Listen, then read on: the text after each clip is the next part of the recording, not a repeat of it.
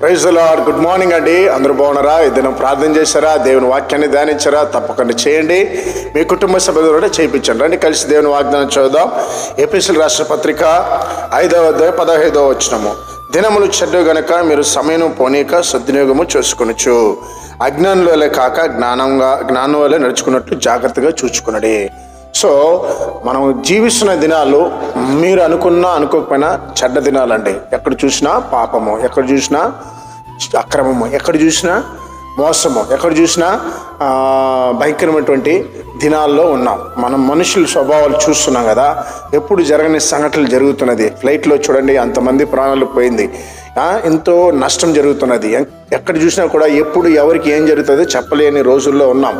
ఇటువంటి దినాలు వస్తుందని ముందుగానే ప్రభు ఎరిగి మనల్ని జాగ్రత్త పడమన్నాడు. ఏ విషయంలో జాగ్రత్త పడమంటున్నంటే ప్రార్థన విషయంలో జాగ్రత్త పడండి. మీరు ప్రార్థన చేయకుండా దయచేసి ఇంట్లో నుంచి బయటికి వెళ్ళకండి. ప్రార్థన చేయకుండా దయచేసి మీ ఉద్యోగానికి వెళ్ళకండి. ప్రార్థించకుండా వ్యాపారం చేయకండి. ప్రార్థించకుండా మీరు స్కూల్కి వెళ్ళకండి. అంటే సాతానుడు దాడి చేసే దినాల్లో మనం ఉన్నాం.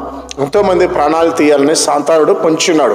ఈ భయంకరమైన దినాల్లో మనము మన కుటుంబ సభ్యులు క్షేమంగా ఉండాలంటే ఖచ్చితంగా ప్రార్థన చేయాలి. ఒకవేళ నువ్వు ప్రార్థన చేయకపోతే నష్టం దేవునికి కాదు, కానీ నీకే, నీ కుటుంబ సభ్యులకి ఏదో ఒక కీడు జరుగుతుంది.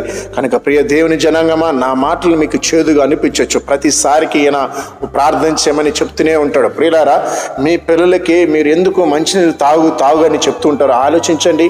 ఆ మంచినీళ్ళు తాగితే పిల్లలు బాగుంటారు కాబట్టి, అలాగనే మీరు ప్రార్థన చేస్తే మీరు బాగుంటారని నాకు తెలుసు. కాబట్టి దయచేసి మీ ప్రార్థన జీవితాన్ని కాపాడుకోండి. దేవుని కాపుదల మీకు ఉండలాగా ప్రార్థన చేద్దాం.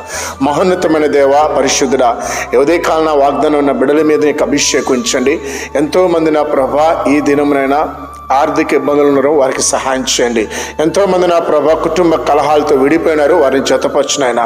కొంతమంది కుటుంబాల్లో నెమ్మది లేదు నాన్న. భార్య భర్తలు ఒక ఇంట్లో ఉన్నారు కానీ ఇప్పటివరకు మాట్లాడుకుని ఉన్నారు. వారిలో నైనా సమాధానం, నెమ్మది దయచ్చా నా ప్రభా. ఈ రోజునైనా వాగ్దానం వింటున్న బిడ్డల్లోనైనా ఎవరైతే నా ప్రభా కృంగిపోయినారో వారు లేవనెత్తాను నా ప్రభా. హాస్పిటల్లో ఉన్న ప్రతి బిడ్డని స్వస్థపరిచిన తండ్రి. ఈరోజు పుట్టినరోజు వివాహం జరుపుకున్న బిడ్డలు దీవించమని యేసు నామములో ప్రార్థిస్తున్నాం తండ్రి. ఆమేన్.